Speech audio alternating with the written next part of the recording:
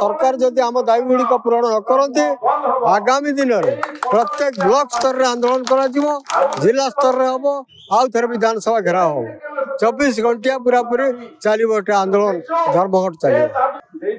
मो ना सदाशिव दास एआईकेकेएमएस ओडिशा राज्य कमिटी सभापति हूँ।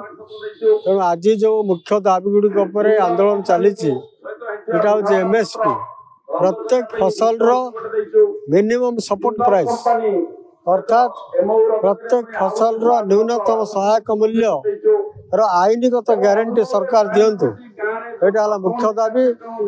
द्वितीय दाबी है समस्त कृषक मानकर कर्ज बा तांकर जो ऋण कर ऋण छाड़ करा जाऊ कारण ऋण छाड़ न कले चाषी मानकर आत्महत्या होची चाषी माने बहुत दुख कष्ट कालात्महत कर ऋण छाड़ करा जाऊ। 3 नंबर है विद्युत आईन जो चली विद्युत आईन संपूर्ण घरईकरण करवाटा बातिल करा जाऊ। विद्युत क्षेत्र को सरकारी उद्योग रे प्रचलन करा जाऊ एवं तार माने तार जो घरईकरण कर स्मार्ट मीटर बसाइवाटा को संपूर्ण विरोध कराऊची। स्मार्ट मीटर बसाइवा चलिबो नाही। 3 कृषक मान मंडी व्यवस्था को सरलीकरण करा जाए समस्त चाषी मान को मंडी रे धान मक्का आखु गहम इत्यादि बिकबार सुजोग दिया जाऊ एवं सेथिपाई मिनिमम सपोर्ट प्राइस बा न्यूनतम सहायक मूल्य दिया जाऊ।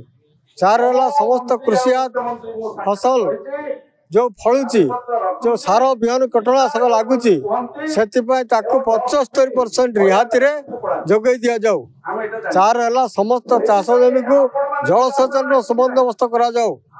एतिक रही यही आंदोलन यही दाबी रे बर्तमान सारा ओडिशा रे आंदोलन चली। संयुक्त किसान मोर्चा नेतृत्व आंदोलन चली दार अंशीदार हूँ एआईकेकेएमएस ओडिशा।